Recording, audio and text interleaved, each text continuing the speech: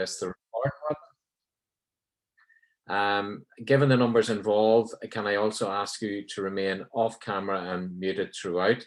A bit like all of the other sessions, you will get the opportunity to ask questions at the end and to engage through the chat facility. So I hope that you will do that as well. Okay, and now that the housekeeping has been taken care of, you're very welcome to workshop number 4, which focuses on the power of digital for small businesses. For this workshop, I'm delighted to welcome Maeve Finnegan, Managing Director of MiTSO Marketing. Maeve is a small business owner, like many of the people at this conference this morning. She has more than 10 years experience in digital branding and PR, providing a range of support for businesses large and small. COVID has driven businesses to really focus on their digital offering. In this workshop, she will demonstrate how digital transformation can help your business and how you can leverage digital to adapt and grow. There will be an opportunity, as I mentioned, to start to ask questions through the chat facility. So if there's anything that occurs to you as Maeve is making her presentation, just pop it into the chat facility and we will try and pick that up at the end. So I will now pass over to Maeve, and I hope, Maeve, you'll be able to share your presentation. Yes, thank you, Colm. I'll just pop it up here now. So hopefully everybody should be able to see that.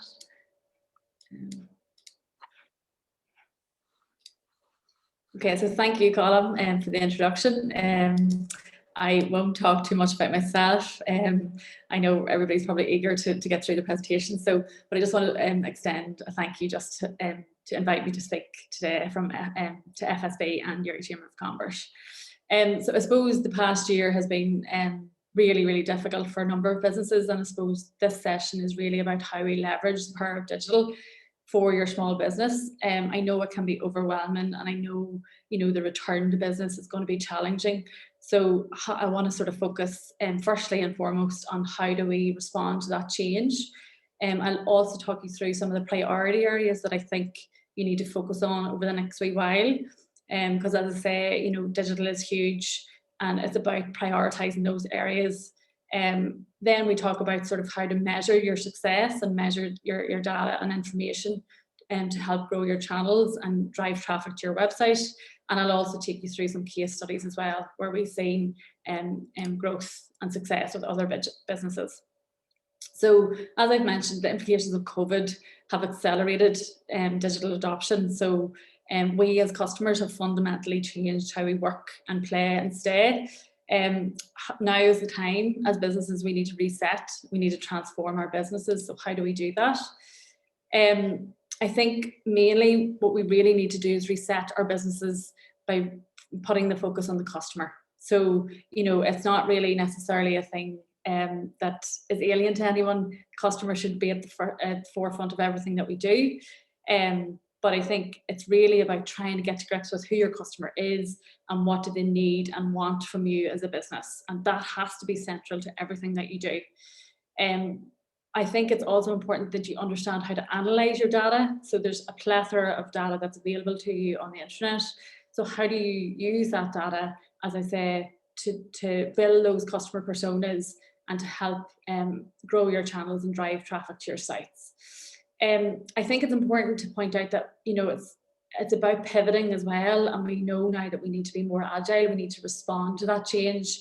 And I know that a lot of you would be used to sort of doing that over the past year, is the fact that you've had to make so many changes and you've had to, really think outside the box. And I think the next point then is about that. And Brian very rightly pointed out that Deli Diets is such a success story, but one of the reasons it is such a success is because they have thought big throughout their journey. So they think big and they reimagine their business model in response to those customer needs.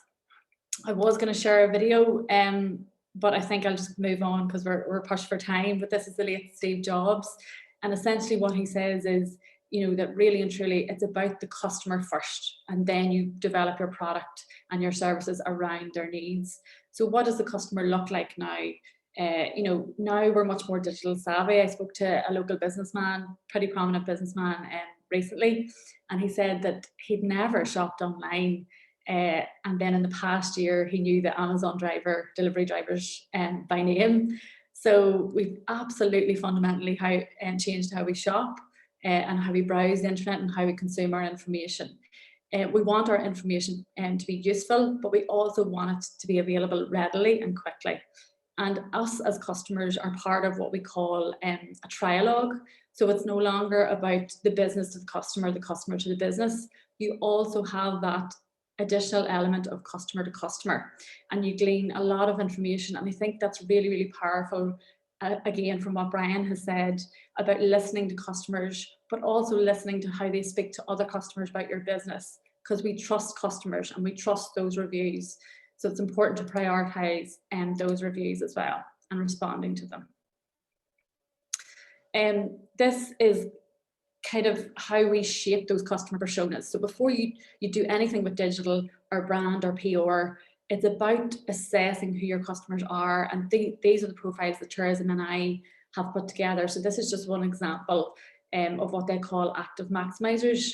And this is one of the segments that we actually very much target for one of our clients at the moment.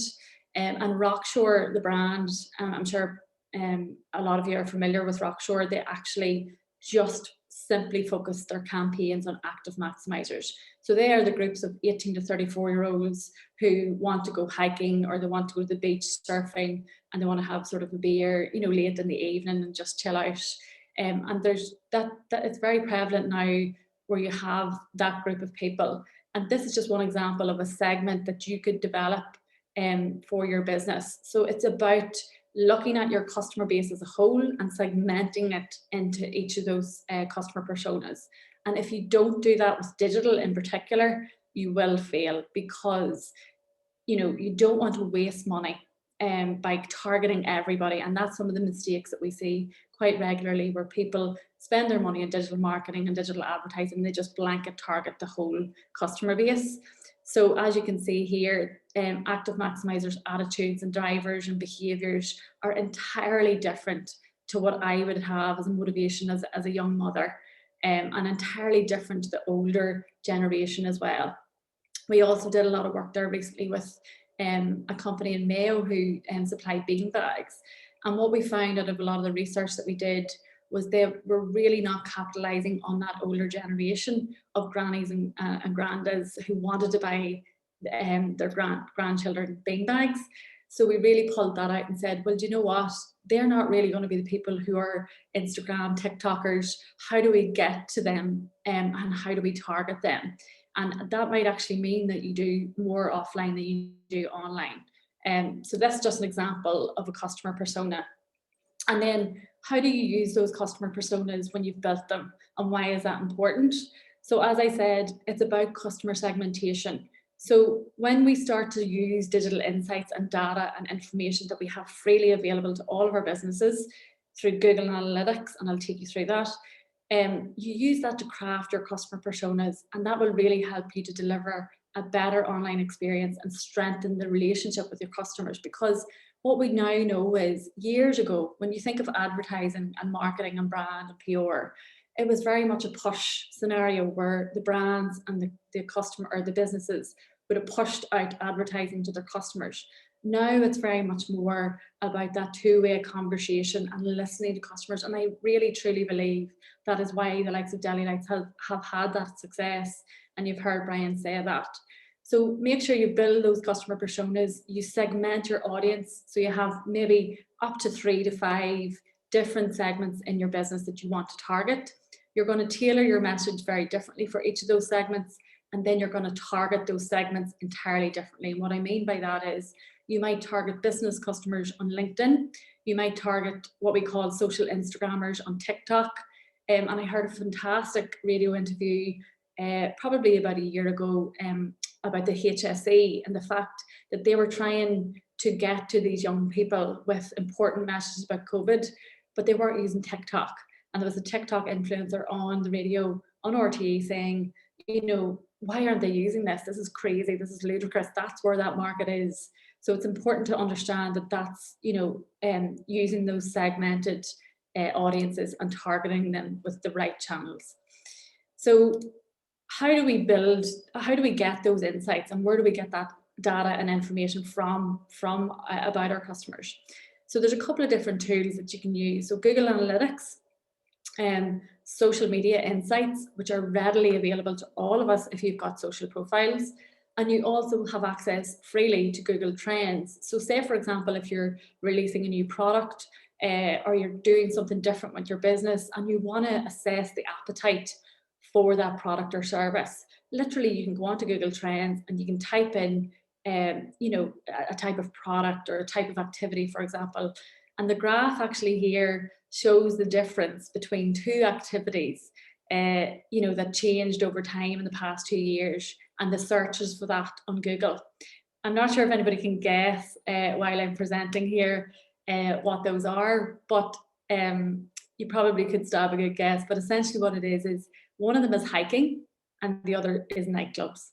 So really, you can really truly see that there's been a massive shift in the fact that nightclubs have had a serious decline, and then hiking has had spikes of interest. So we can use those tools, and we can also use tools such as Hootsuite, and there's another tool called Conversocial, which will allow you to track online when your brand is mentioned online. So that really allows you to capitalize on those conversations and get involved in those conversations as well. So what about talking to your customers? Forget about digital and data and information. What about just talking to them? Get them into your business, or if you run a cafe or restaurant or a estate agent or whatever the case may be, just have discussions with them. Talk about what they want, talk about how their needs have changed, and glean that information. Or why not formalize that via surveys? So use SurveyMonkey, which again has that free option. Or even organise those formal focus groups where you get your customers in a room, you step out of the room and you let them freely talk about whether it's you're launching a new website or a new click and collect system or whatever for your business. You want to get that feedback before you launch. And I'll give you a prime example of that. Is I used to work for an electricity firm in the UK, and they were going to invest a very large amount of money on a new power cut reporting app because all of their competitors had the same. And I just said, this is ludicrous, because when you don't really need to know about your power or your electricity or anything like that, or your Wi-Fi until it breaks down. And the minute an hour that your power goes off in your house, you're not going to waste your data, and you're certainly not going to waste your battery power on your phone to download an app. So why not make the mobile website fantastic and great and invest in that? And that's exactly what they did. So stop looking at your competitors and what they're doing, and really look at what your customers are going to want and what they're going to use. So this is just to finish off this section. It's also about tracking your customer journey. How do they find out about you? Where do they go for their information, and how do they make their purchase decisions? So this is just a really sort of funny example, I suppose, of say, for example, we had a customer from Dublin who's coming up to Newry to do their shopping. Okay, and they get hungry and they want brunch in Newry. So they type in a search on Google and they say brunch in Newry.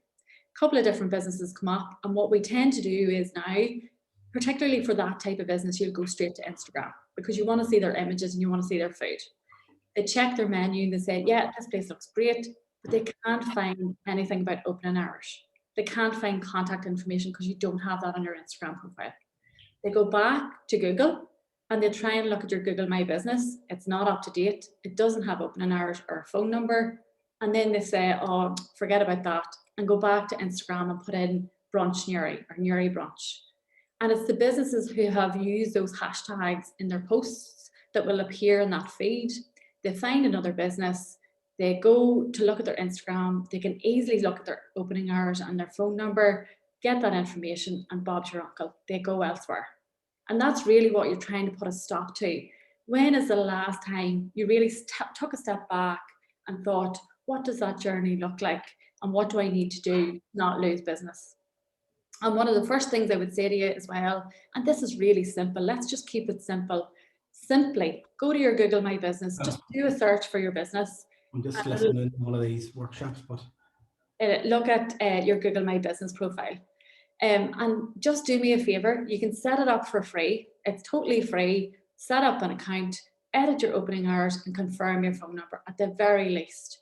But you can also post COVID updates, update your imagery, post offers, events or updates, and encourage people to review your business, which is really, really important if you do operate in the hospitality sector. And if you want guidance on that, there's fantastic resources with Google there. They have Google Small Business Resources. So be sure to check that out and just do a search in Google and you'll find out exactly how to do all of that. And this is just an example before we move on of a local businesswoman who I think has done fantastically well in terms of pivoting. And this is Geraldine McAleenan, and I have attended some of her summer series and boot camps and things like that. And what she has done is simply made her Instagram channel her selling channel, and she's done free sort of live workouts, and then she's kind of grouped that into boot camps and created a private Instagram account. She's also set up, you know, like meal plans and things like that you can follow, and simply just use Google Drive and send you the link. But the live thing there is fantastic. And the fact that we don't have to leave our homes and we can do things like that. But Geraldine has done an amazing job, I really do think. And her graphics and everything are fantastic. And she's using her Instagram channel really well. So she has very much shifted her business model to online and has been forced to do that. So how do we do that as businesses, and what options are available there? So, you know, you can use Calendly, which is a free tool. A lot of these are subscription models. So it's about sort of the premium. It goes from basic right up to premium where you have to pay. But Calendly is one that I would recommend if you're running virtual consultations for your business. Zoom or Kajabi is also a really, really good one if you're running live classes. If you want to sort of implement ordering into your business, Kangaroo is a local option, and also delivery, I think, is coming to Newry soon. And then obviously e-commerce, which I'll talk you through. So moving on then, in terms of what are the priority areas that we see, you know, that you need to focus on over the next couple of months or years. So there's a plethora of those tools available in data, and it just becomes extremely overwhelming. And a lot of the times it puts businesses off. But in the words of Marissa Mayer, who was the former CEO of Yahoo, she always said to ruthlessly prioritize. And I think that's what it's about here, is to keep things simple. It's going to your Google My Business and saying, God, is our information even up to date? What does our website look like? Go and get a friend or family member to test all of that for you. And it's really about understanding the needs and wants of your customers. So content I've put first because it is a huge, big thing that a lot of businesses I know struggle with. So how do we, you know, plan for that content, and how do we get around that? So I think planning is really, really important. And I would stress that you should only really have 20 to 30% of your content on your channels sales focused. There's always subliminary sort of sales messages as part of that. But I think don't bombard people with sales messages constantly. It's about storytelling, okay? And I know that, you know, Ricky and Camilla have really focused on that, about that brand story and telling your story, and finding out, I suppose, what people want to know about your business rather than what you want to tell them. So once you've segmented your audience, develop a content calendar. Simply just use a spreadsheet, look at your calendar view for the next month and plan your content a month in advance. Sit down with your team, brainstorm ideas, and always focus on what you think the customer wants to know, not what you want to tell them, okay? Canva is also your best friend. So Canva, again, is a free tool to use for images if you don't have photography in-house. But really powerful images are really important. And don't be afraid to repurpose content. So if you write a blog about something and it does extremely well, why not turn that into a video or a podcast or a graphic that you can post later down the line? And always make sure to do your research about hashtags and include them in your posts. So, you know, go on and do a search for Newry on Instagram and just simply go to tags and find out what are the most popular hashtags people are using and be part of that discussion. Website development is a no-brainer, but what I would say about website development here is make sure that you invest in your assets. So make sure that you have nice photography on your website, because it makes or breaks a website. But one of the first things I would say before that even is about being mobile first. So always when you're developing a new website, or look at your website, how does it appear on a mobile device?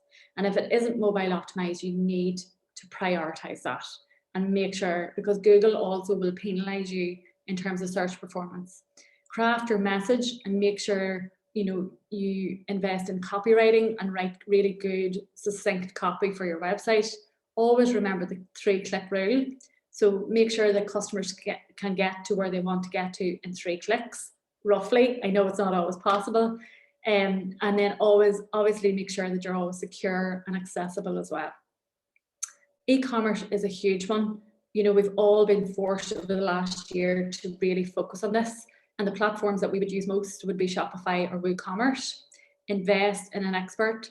The time you're going to spend to do this yourself, by the time you're actually finished with that, you'd end up spending hours upon hours. Just invest in it and try and see if you can sort of get access to any grants that are available through Intertrade Ireland, for example, or Invest in I.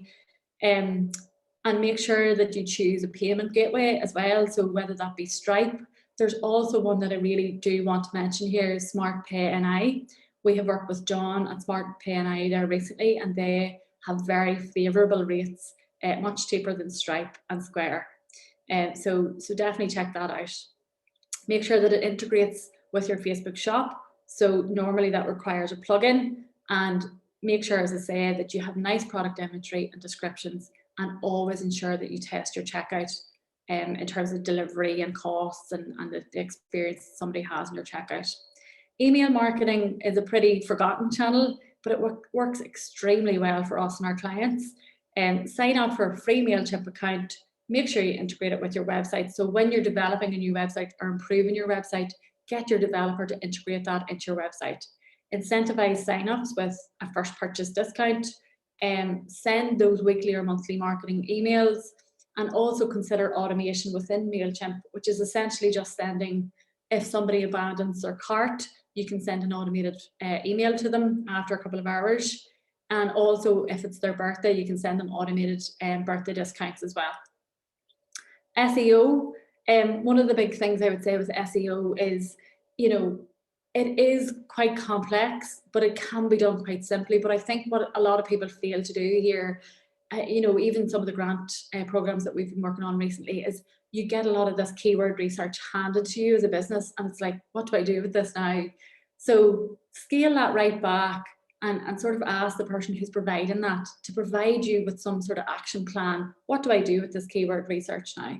So the one thing I would say is just have a think about what somebody would search on Google right now if they were looking for your business or your product or service, and just pop that into the chat. Have a think about what is it that someone would search if they were looking for me, or for looking for my product or service. What would the need be? And that is kind of where you should start with SEO, is about that human, it has to be optimized for human. You then pop those keyword ideas into Keyword Planner, Google Keyword Planner, and you make sure at the very, very least that your meta descriptions and your page title on your website are populated. If you have an e-commerce site, you also ensure that your product descriptions are populated with optimized keywords, and make sure that your website includes a news feature or blog so that you can build in regular blogs and regular keywords and phrases into your site.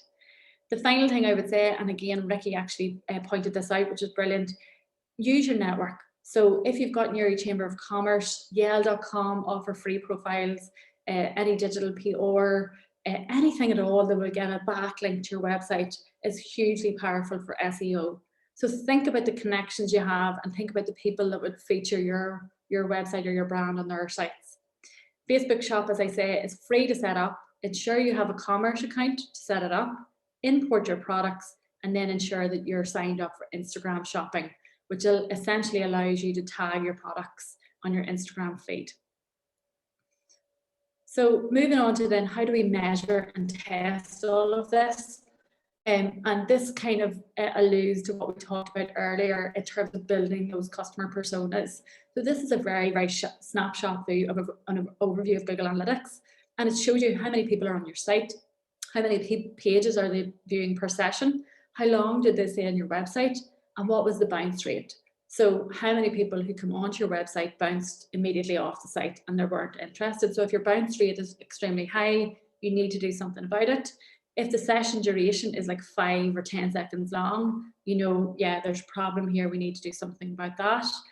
If you're not getting, like, have a look at your Google Analytics account and just simply assess how many people are even coming to our website on a monthly basis. And then you know you need to do something about brand awareness if there's not that much volume. And this alludes to the customer personas that we talked about earlier. So demographic profiling, this is freely available in your Google Analytics account via audience and demographics.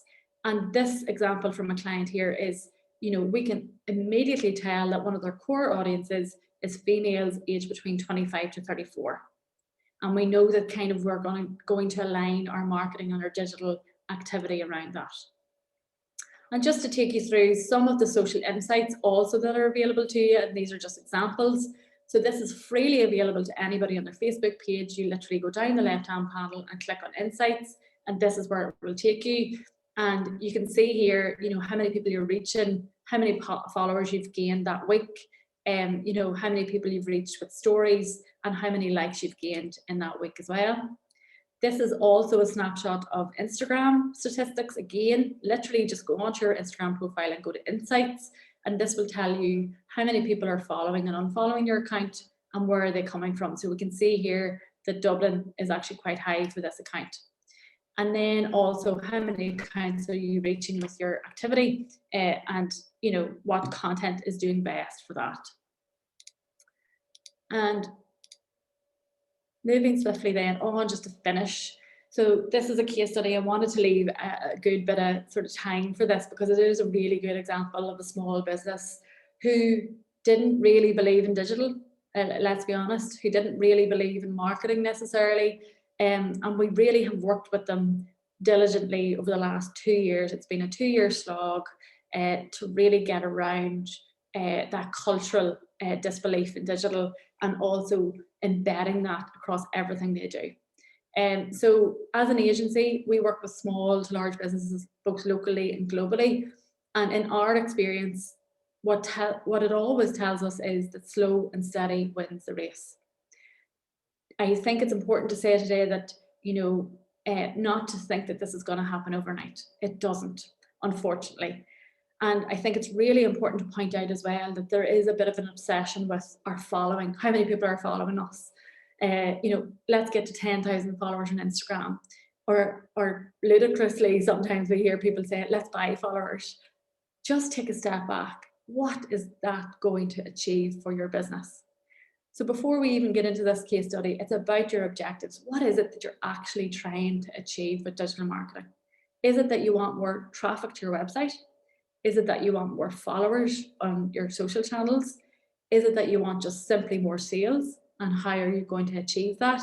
But really ask yourself the question, why are we doing this? Why are we pumping loads of effort into social media? What is it actually getting for us and for our business?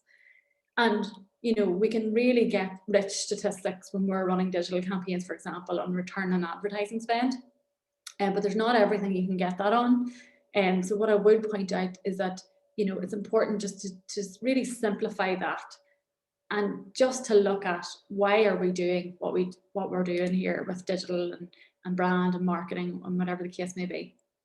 So this is Colm, Glen and Belfast. They are, a shameless plug, opening Ireland's first alpine coaster. I'm not sure if anybody has heard about it. They're actually opening to the public hopefully on Monday the 5th of July. So we've had a crazy busy few months with Colm and Glen, but this journey started way back in August 19. They wanted to sort of start their social media journey. They had multiple different profiles for multiple different things. Their website was shockingly bad. Nobody was really using it to make bookings. It was just all over the place. So we regrouped and we used a bit of funding that they got from Tourism and I to revamp the website. But what we really did, and the crux of all of this, is the customer research. So we ran multiple focus groups we did 1 or 2 surveys, and we did that before we did anything else. And then we got Colm and Glenn into a room and we said, here is what your customers are saying. So as a result of that, here's what we're going to do on the website, or what we propose that we should do. And one thing I would definitely recommend that you check out is a guy called Jerry McGovern. And he has done a lot of work for government agencies and everything. And he has a model called Top Tasks. And what he does is he literally lists out all of the different tasks that he thinks customers want to complete on a website. And they do a lot of statistical analysis and focus groups with customers. And what they end up with is a list of, say, the top 50 priorities about what somebody wants to do on a website, and segments that by different audiences. So there's quite a bit of work involved in that, but we did something similar with Colm and Glenn. We sat all the staff in a room, and even at that point, there was a bit of sort of, you know, we're going to develop a website, but it's not really going to be fundamental to our business. And now it absolutely is fundamental to everything they do. And just to give you an indication, in 1 year alone, when we launched this website, they earned $500,000 on the website alone. And that figure is just astronomical. It is something they never thought they would ever achieve just on online bookings alone. But the reason that we had such success with it is it's not about a website. It's not about an e-commerce platform. It is about transforming how you operate and your business operates. And to give you an example of that, they had people arriving into the driving range. And I suppose COVID really helped with this as well. And as a result of COVID, what we did was we said, you know what, from now on, it's pre-booking only to come to the driving range. You can't just rock up. If you do rock up, you have to still book through the website. And we implemented iPads at the reception. And what we're trying to really achieve here is we get every single booking onto the website. Because what that means is that we have that rich data that we can learn from. How are people using Colm and Glenn? What are they booking? What are they not booking? What are the trends? So I think it's about being really, really strict. If you're going to invest in a new website, you're strict about it. And I think that's important. What we did as well, so we really drove a lot of sort of product development with Colm and Glenn. So this is on one example of one of their pages. We just arranged 1 or 2 really good photography sessions, and we're really helping to sell their products by nice, succinct descriptions of the product and really good photography and a really simple booking system. But one of the things we actually found is they have the only Julia and Donaldson endorsed Gruffalo Trail in Ireland, and it is freely available. So you can just walk through the forest, do the Gruffalo Trail with your kids, and brilliant. So they weren't even capitalising on this, or there was no revenue coming in from that as a revenue stream. And so what we said was, well, why don't we do a Gruffalo guided tour? Why don't we transform that into an actual product? And they were kind of a wee bit like, we'll see how it goes.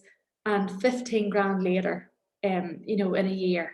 And also what we did is we ran sort of seasonal events, so like a Christmas guided tour and things like that. And we give early bird access to email subscribers, which alone resulted in £4,500 worth of sales. We also recently, so that is the kind of proactive activity, but reactive activity, we also recently said, we realised that a lot of people were looking for another bucket of balls as part of their hour in the driving range. So what we've done is now installed all of these in the A-frames in each of the ranges. And basically people can scan on their phone and get a free bucket of another bucket of balls.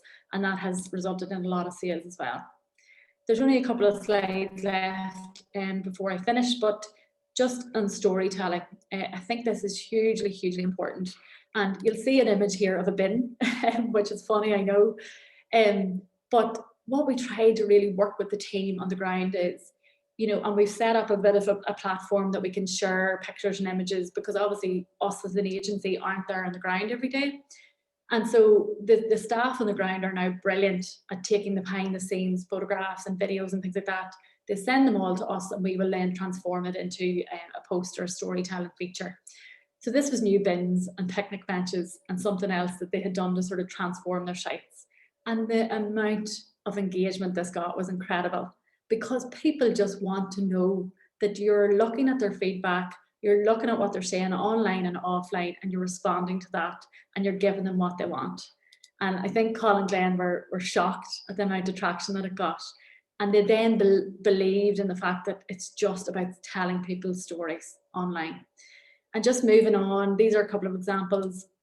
I suppose during lockdown, we actually did like online soccer skills, and also we forced the CEO who really didn't want to do this to do a weekly vlog on the new attractions, which has had phenomenal success on LinkedIn and has actually really helped us in terms of PR and coverage. And this is actually Barra Best, who's a huge supporter, and this is about user-generated content.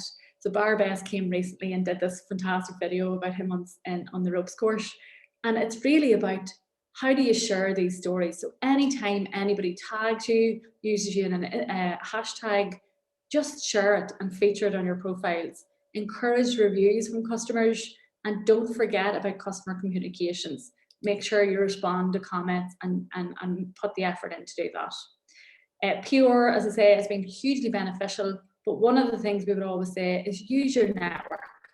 So this is Visit Belfast, for example, Tourism and I, Belfast City Council, Belfast Live. We have really put a lot of effort into using our stakeholder network and seeing how can we get featured. And the last thing here really that we did quite well was we only had a couple of £100 and still only have quite a small advertising budget per month. But what we would recommend is that you make sure that you're clear on your objectives and you know what stage you are at the funnel. So whether it's very much about awareness for you or it's conversion, you have really good creative. And this is an example also of a brand in Bermuda that we worked with recently who ran a 40% sale. We spent $515 and this amounted in £15,000 worth of sales. So it's about advertising smartly and using your budget wisely. And thank you very much. I know I've probably run over a wee bit there, Colm, so apologies about that, but feel free to ask any questions. You're fine on time, Maeve, and thank you very much. That was a very insightful presentation with loads of information about how digital can work for the small business. I've got a couple of questions. Edwina was asking, how often should you measure your analytics? So Edwina, thank you. I would recommend that you do that. I think, again, for a small business, I would recommend that you start small and you do it on a monthly basis at the very minimum. And what that looks like is just keep it really simple, because what you'll find is once you start to look at Google Analytics and your social insights, pull that into like a 2-3 page report.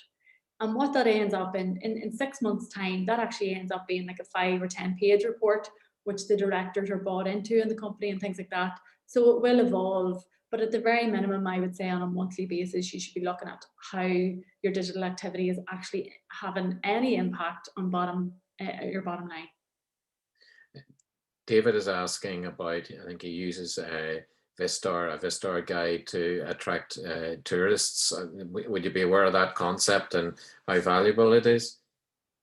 I'm not actually. I do know actually Kieran Swale, one of the other speakers, is working with Colm Glenn at the moment. I think he's doing actually a lot of work around tourism and AR and how that can be used in, say, for example, the Forest Park. I think there's a lot of kind of grant programs around that at the moment. So I think with Colm Glenn in particular, that would be fabulous. Or even Sleep Gullion, as I look at it now, I think AR is going to be massive in the future, and particularly for tourism businesses. So yes, I wouldn't have too much experience in that, but I definitely think it'd be worthwhile investing in. And Richie is asking, some compliments have come in from people about your presentation, but Richie is asking about, would you recommend a small business owner staff to show themselves on their social media as well as their products and services? So this is a big one, I suppose, and it is a personal one for me actually, because I see a lot of similar businesses to ours and they share a lot of insights and they come on camera and all the rest. And whilst I'm okay today to do this presentation and everything, I'm not hugely comfortable with that on a daily basis or a weekly basis. But sometimes I think to myself, do we really need to do that so regularly and so you know, always constantly on Instagram stories as well? Because it's very, very difficult to keep up with that. So unless you're going to start that and continue it consistently every single week, I would recommend that you don't have to do that. But what I would recommend at the very least is that you do, say, for example, profiles on your staff. So I know Adrienne actually, with Good Innovations, they've started to do that, and I've seen that on LinkedIn, and you do see that. So why not feature your staff and tell people about who works within the business? And I think that type of content is fantastic. I also think as well that particularly for us, and I think the same for all small businesses, always showcase your work. So that's what people are most interested in. And we actually worked for a kitchen company there. We did a new website and social channels and stuff recently, and we stripped it right back. And the website basically has very little text on it. And we invested heavily in photography because that's what the customers want to see when they're choosing their kitchen. So it is very much about what you think your customers will want from your social channels as well. It's just maybe picking up on that point. I mean, a lot of small businesses would have both websites and social media channels. And if they're looking at, a comprehensive overview, is there a balance between how much you would invest in redoing your website versus your social media channels? Or is it very much dependent on the business? So I think it goes hand in hand. So I think if you're going to invest, it needs to be on both. So if, say, for example, you did a bit of a revamp on your existing site, that might look like you might refresh your brand, or you might have new photography or new copy. But that types of thing, those types of things have to filter through your social media also. So, but I think in today's world and where we are at the minute, I would say in terms of if you have a pot of money, you should be heavily invested in your website if you have an e-commerce business. And then a lot of social media can be done in-house. So, a lot of that can be done if you have the right sort of, the likes of Canva, for example, or speaking on camera or things that can be easily done in-house. But website development is a different ball game. And what I've seen recently is a lot of small businesses in particular who don't have a huge amount of money to spend, they end up not really investing in a good, proper website development agency or consultant. And what happens then is you have this weird situation where a lot of people are on social and liking your posts and sharing everything, and then they come to your website and have a really bad experience. And so then they'll just bounce off and they won't buy from you.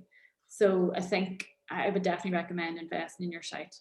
I mean, a lot of people would ask me, well, what's the ballpark figure if I'm going to look at my website? I'm a small business, might only employ 2 or 3 people. Is there, I know it depends on the nature of the business, but is there roughly a ballpark figure for revamping a website? What I would say to you, it all depends. So if somebody came to me and said, "Do you want? We want to revamp our website," generally what we say is no. That sounds really bad. But what we would say to them is, I always would recommend, depending on the state of the website, to just start from scratch, because you're going to be in a different position. There's things that might have moved and information that might have changed. So I would say at the very minimum, if you're starting from scratch, it would be about 1,500, possibly for a really good, sharp, well-performing site. But it is that whole thing of how long is a piece of string. You could do it for a couple of £100. It's just me personally, I like to see things done right. And I suppose that figure would go up as well if there's issues around connecting to payment engines and things like that. So that would be sort of for your bog standard brochureware site. Yeah. But if you're looking at e-commerce, obviously it's a good chunk more. But again, it depends on what you want the site to be able to do. So and what integrations are there. And then I have another question here from Laura, who's asking, would you recommend that your website and social media channels are color schemed, or is it sufficient just to have a logo present on each post? Laura, that's a really good question. So I think what I would recommend there is, and what we always would say to clients as well, is don't put logos on any of your, well, this is, I suppose, a personal thing as well. You don't need to have your logos on all of your posts. You really don't. But what you do need to have is that consistent sort of flow of colours. So say, for example, my colour scheme is blue and yellow and green. So we tend to, if we're doing sort of branded posts, make sure that those are included in your colour scheme. And the likes of Canva, as I say, for small businesses is fantastic, because you can have those colour schemes and work to those. The one thing I would say, I think there's a lot of pressure around small businesses to have these beautiful wonderful Instagram profiles. And again, what I would always harp back to is, what is that achieving for your business? So if you're putting a hell of a lot of effort into this beautiful Instagram profile, but in actual fact, most of our customers are actually on LinkedIn, or, most of them we're not really getting much engagement. Well, why are you doing that? So I think it's very much about taking a step back, assessing your customers and your objectives, and meeting that. We've heard a lot through the conference this morning about people, because of COVID, having to pivot their business and being very successful at that. But I presume sometimes it might take 2 or 3 goes to get it right. You might pivot and maybe the product doesn't work, and you try again. Is there, I mean, you talked a lot about research as well before you do that, but I presume that's a reality, that it maybe sometimes takes a couple of efforts to get it right. Yeah. I think this is a very, very important point to make in terms of digital advertising. And it's one thing I didn't really touch on, I'm conscious of time. If you're going to spend money on digital advertising in particular, it's different when you're launching a new product or service. Put that aside for a minute. So if you're thinking, right, we want to use digital advertising here for our business, do not hit the boost button, by the way, on Facebook. We would always say to our businesses, don't do that. But when you're investing in digital advertising, it is about, as I said before, about that segmentation of, making sure that you have your segments, and just develop 3 of them. So that might be 18 to 34-year-olds, it might be older generation, or it might be, a different type. And do not spend a penny on digital advertising until you have that done. But what I would say about digital advertising in particular, it takes so much testing and iteration. And some things you think might work actually don't at all. And other things you think, well, I don't really know. But we find a lot of digital advertising, it really does work, and you're surprised. And so what we then tend to do, Colm, is we'll turn up an ad that's really, really performing. We'll turn down ads that aren't. And it's kind of getting that balancing act. I think if you're talking about products and services that you're releasing to the market, or attracting new customers, for example, that's a different ball game. And what I would always say is, do not do any of that. And what Steve Jobs, if you get a chance to listen to that video, he said, it doesn't start with the product, it starts with the customer. So interview customers, find out what they want, and then develop your product after. And are there still any e-commerce grants out there? I know there were some from the Department of the Economy, and I think through Invest NI earlier in the year. Are they still available? Yes. So I will actually pop in the chat here. There's the Merge one that we work on actually with Intertrade Ireland, and you can actually pick who you would like to work with. But also, I am nearly sure that I've seen recently as well, there was an Invest NI e-commerce grant that is available, and I think they've just launched the second phase of that. I would need to just double check that, Colm, but I think that was up to $5,000. The Emerge, and that was just simply for e-commerce. The one caveat with that is that you have to have a physical shop. With Emerge, you get £2,500 to spend on digital marketing and consultancy, and you get 5 days worth of consultancy for that, and that includes website improvements and updates as well. Through the chamber, we put out some information on the various grants that are available. So just a matter of keep an eye on that. The other site that is useful for businesses to keep an eye on is the Info Business website. So they're always very useful in terms of finding out what's available. I'm afraid I know I see one or two questions, but I think we've covered most of the questions in today's presentation. So I think the clock has now finally beaten us. So if you want to connect with Maeve, obviously you can pick her up, her contact details up through LinkedIn, or as she said, Google MiTSO. Or if that all fails, I'd be very surprised. You can get in contact with her through Newry Chamber. So a very big thank you to Maeve for what was a very insightful presentation. And all that remains me to do is to thank you and to thank everyone. And we'll now automatically go back to the plenary session to hear Grania McCoy, the BBC apprentice. Thank you. Thank you, Colm.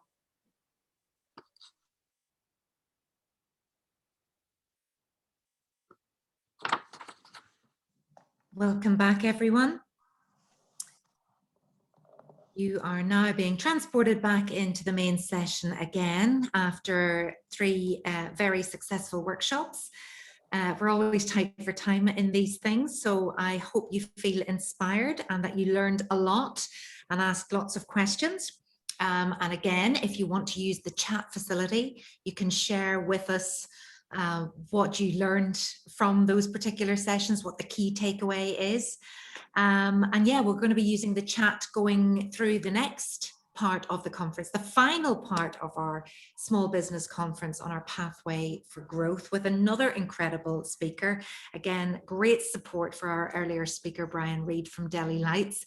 But I know many of you are very excited to hear from our second keynote today, the wonderful Grania McCoy, owner and founder of Give Us Beauty.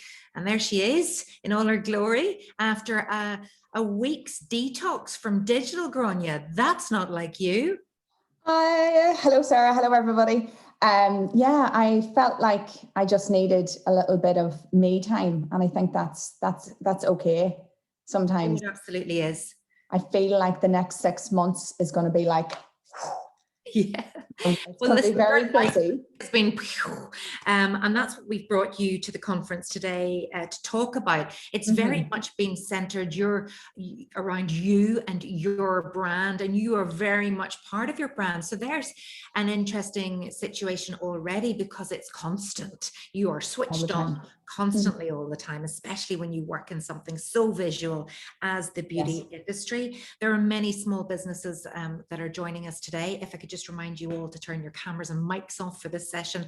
And I also need to tell you as well that we did record the workshop. So if anybody for any reason would like a recording or missed little bits of it, we can get those to you afterwards. But yeah, we're talking to Grania all about developing yourself, developing your brand, and ultimately developing your successful business person. But I suppose she first came to international light when she was a semi-finalist in The Apprentice. I think, was that, Grania, back in 2016? Yes, 2016. Feels like a lifetime ago now. Yes, so much has happened since, but you know, we will talk about The Apprentice because everybody still wants to know all about that. But in growing their business, many small businesses maybe don't recognize the importance of their brand, and brands are not exclusive to big giant companies that we all know like Nike or Coca-Cola. They are equally important. I think we saw that earlier with Brian and Delhi Lights for small businesses too. Your brand should be a key component to how you develop your business. But you know, what would your advice be when you are your brand? I feel that if we take it back to, I think the story behind the brand is so important, and customers love a story.